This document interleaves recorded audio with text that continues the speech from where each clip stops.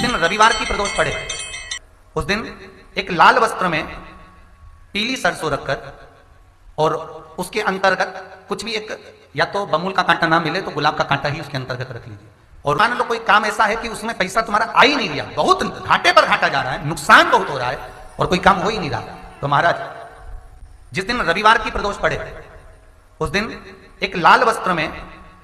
पीली सरसों रखकर और उसके अंतर्गत कुछ भी एक या तो बमूल का कांटा ना मिले तो गुलाब का कांटा ही उसके अंतर्गत रख लीजिए और उसको शिव मंदिर का स्मरण कराकर शंकर भगवान का नाम लेकर रू भैरव, कौन सा भैरव है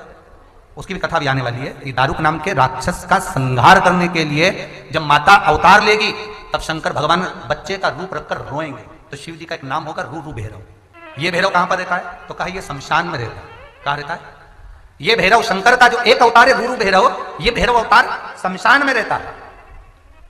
तो इस भैरव का काम क्या है तो कहा शमशान में शमशान की जो अग्नि होती है भले की लकड़ी रहे, भले उसमें कोई पदार्थ डाले ना डाले, थोड़ी देर में वो अग्नि रू आवाज हल्की सी, शमशान की जो अग्नि जलती है उसमें एक आवाज आती है। आप ऐसे कोई अग्नि जलाएंगे ना तो आवाज नहीं आएगी, ध्यान देना। हमारे शमशान में अगर जो लोग गए होंगे मुर्दा जलाने के लिए तो अगर वो एकांत में बैठेंगे तो उसमें से एक आवाज आती है रू रू रू। तो शिव पुराण कह रही है कि उस सरसों को कांटे को रूरू भैरव का नाम लेकर जिस व्यापार जो नहीं चल रहा है, दुकान जो नहीं चल रही है, उस दुकान के सामने उस व्यापार के सम्मुख में उसको जला दिया जाता है। यह करा जाता है रवि प्रदोष के लिए। महाराज कौन से प्रदोष? रवि प्रदोष के जो सुख का भान कराती है, व्यापार की उन्नति के लिए, समृद्धि के लिए, लक्ष्मी के लिए इसका प्रयोग किया जाता है। तो यहां पर दारुक नाम का जो असुर है, दारुक नाम का जो राक्षस है, उसका एक ही कहना है कि मैं मरूं, मना नहीं है ब्रह्मदेव पर, वो मरने का। नंदी का एक पांव जो ऊपर होता है, आप लोग दर्शन करे होंगे शंकर जी के मंदिर में नंदी के, तो नंदी का एक पांव उठा हुआ होता है, एक पांव नीचा की ओर होता है। हड्डी से जुड़ा हुआ रोग, नेत्रों से जुड़ा हुआ, मस्तिष्क से जुड़ा हुआ कोई रोग रहता है तो एक नीले कलर का फूल आता है महाराज, उस फूल में हल्दी डालकर गुरुवार का प्रदोष पड़ने पर जो नंदी के पांव के पास समर्पित कर देता है महाराज, उसका रोग धीरे धीरे समाप्त होने लगता है। लिंग पुराण कहती है कि नंदीश्वर भगवान के सामने जो पुष्प समर्पित करा जाता है उसको, ये तो लिखा था स्कंद पुराण और शिव पुराण, लिंग पुराण कहती है जो फूल आपने समर्पित करा उसको लाकर पानी की बाल्टी में डालकर आप स्नान भी कर सकते हो, उससे भी हड्डी के जितने रोग होते हैं उसमें आराम लगने लगता है। जैसे कहीं शरीर नहीं चल रहा, हाथ झुन्न पड़ रहा है, हाथ काम नहीं कर रहा, हाथ में झुंझुनी आ रही है, कंपन आ रहा है, प्रदोष हो चाहे रविवार की हो, सोमवार की हो, मंगल की हो, बुधवार की हो, गुरुवार की हो, शुक्रवार की हो, शनिवार की हो, कोई भी वार की हो, प्रदोष काल में शाम का समय सूर्य डूब रहा हो, बस डूबा ही हो, और उस समय पर केवल 3 दिन ऐसे रहेंगे, 3 बार ऐसे रहेंगे, 3 तिथियां ऐसी रहेंगी, 3 समय ऐसा रहेगा जिस समय पर तेरे द्वारा निर्मित शूल को भी शिव धारण करेगा और जगत का कल्याण करेगा।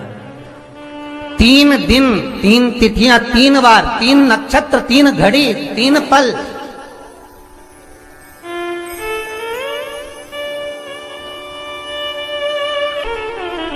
जिसमें बाबा शूल भी धारण करते हैं, और शूल अकेले धारण नहीं करते महाराज। जो धतूरा होता है ना, दर्शन करें धतूरे के, कांटे कांटे सा होता है धतूरा, तो वो धतूरे के साथ में बाबा शूल धारण करते हैं, बेलपत्री के शूल को। ये बहुत बहुत आनंदमय कथा है महाराज जी, जिसके जीवन में हमेशा कांटे ही मिले हैं। बेटी बड़ी हुई तो घर में मायके में दुख देखा, और मायके से गई ससुराल में तो ससुराल में दुख देखा, ससुराल में भी दुख देखने के बाद में भी पति को बहुत कुछ काम खुलवाया, बहुत धंधे खुलवाए, नौकरी लगवाई, पर वो पति बार बार छोड़ कर आ गया, बार बार तकलीफ भोग रहा है, बार बार कष्ट भोग रहा है। फिर थोड़े दिन काम करता है, थोड़े दिन छूट जाता है, फिर व्यापार में बढ़ता है, फिर छूट जाता है, फिर कोई दुकान खुलवाई, थोड़े दिन अच्छी चली, फिर वापस वहीं घर पर आकर बैठ गया, अर्थात उसके जीवन में वो शूलता चल रही है।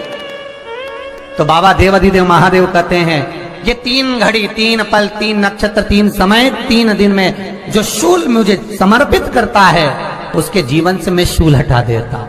वो 3 दिन लिखे स्कंद पुराण।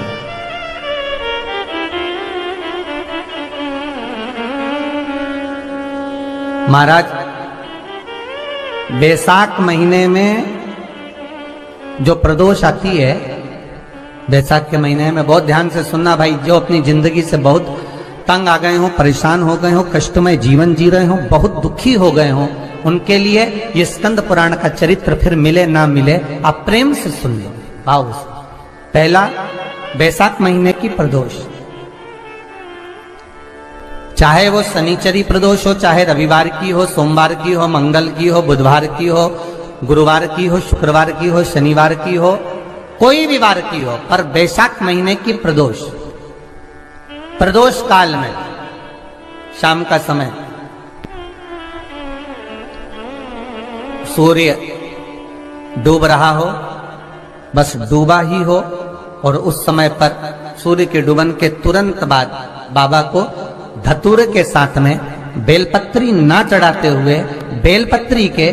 वृक्ष के 7 कांटे बाबा के शिवलिंग पर समर्पित करे जाते हैं महाराज,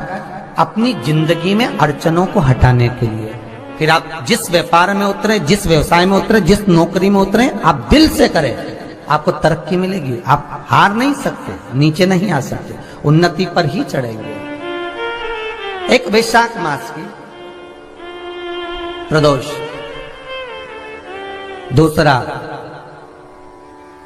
शिवरात्रि के दिन मध्याह्न का समय महाराज,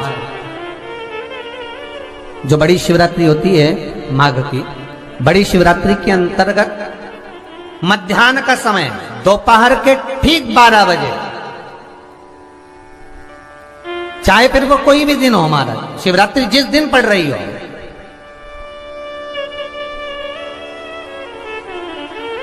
उस दिन भी धतूरे के साथ बाबा को 7 कांटे बेलपत्री के वृक्ष के समर्पित होते हैं महाराज। इसमें आप ये वाले जो कांटे हैं, जो शिवरात्रि के दोपहर 12 बजे वाले हैं, अगर कोई मदिरा पीने वाला हो, व्यसन में डूबने वाला हो, कोई जुआ खेलने वाला हो, कोई गलत वैश्यावृत्ति करने वाला, या अपने मार्ग से विचलित कोई व्यक्ति है, उसके लिए भी ये कांटे बहुत काम आते हैं महाराज। दूसरा, पार्वती तेरे द्वारा तेरे नयन अश्रु से जो प्रगटा हुआ बेल का वृक्ष है, द्वितीय शूल मैं वहां धारण करता हूं, तृतीय शूल, तीसरा शूल जो वर्णन करा गया महाराज, भगवान श्रावण के महीने में, श्रावण के महीने में जो भी दूसरा सोमवार पड़े, जो भी पड़े, श्रावण के महीने का दूसरा सोमवार, आप सबको पहले भी श्रावण के महीने में जो कथा कही उसका व्याख्यान वर्णन करा कि श्रावण का महीने का महत्व क्या है, वो भी आपको ऑनलाइन कथा में आप लोग सुन चुके हैं, लाइव कथा में श्रावण का पूरा महत्व बताया था कि श्रावण के महीने में शंकर भगवान को पूरा लेखा जोखा का भार प्रदान किया गया था। दूसरा सोमवार, श्रावण के महीने का जो दूसरा सोमवार होता है, उस दूसरे सोमवार में रात्रि के समय पर, अर्थात शास्त्र अब घड़ी और पल का स्मरण करेंगे तो रात्रि के बजेंगे 10 से 12 बजे मारे, 10 से 12 के बीच में धतूरे के साथ बाबा को शूल समर्पित होता है महाराज। ये भी हमारी बाधाओं को, हमारी तकलीफों को, व्यापार व्यवसाय के लिए, नौकरी सर्विस के लिए, बहुत सारे एग्जाम में आप बैठ लिए, गवर्नमेंट एग्जाम के लिए बैठ लिए, नहीं हो रहा, ये 3 बार मेरे शंकर को बेलपत्री के वृक्ष के शूल समर्पित होते हैं, उसका आनंद पाना। मेरी जीजियों, 2 चीजें बड़ा स्मरण में रखिएगा। एक, बैसाख महीने में मट्टी के पात्र का जल, अभी क्या चल रहा है, फागुन, अभी क्या चल रहा है, फागुन। जब बैसाख का महीना आए ना,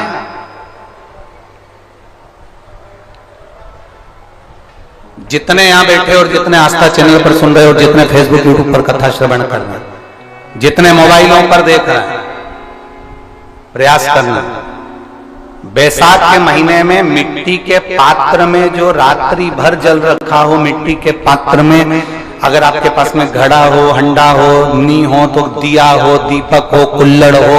कोई भी तुम्हारे पास में जो मिट्टी का पात्र उसमें जल भरना, वो जल बैसाख के महीने की किसी भी सोमवार के दिन, किसी भी सोमवार के दिन, बैसाख महीने या किसी प्रदोष के दिन या बैसाख महीने के शिवरात्रि के दिन, वो मिट्टी के पात्र का जल अपने घर के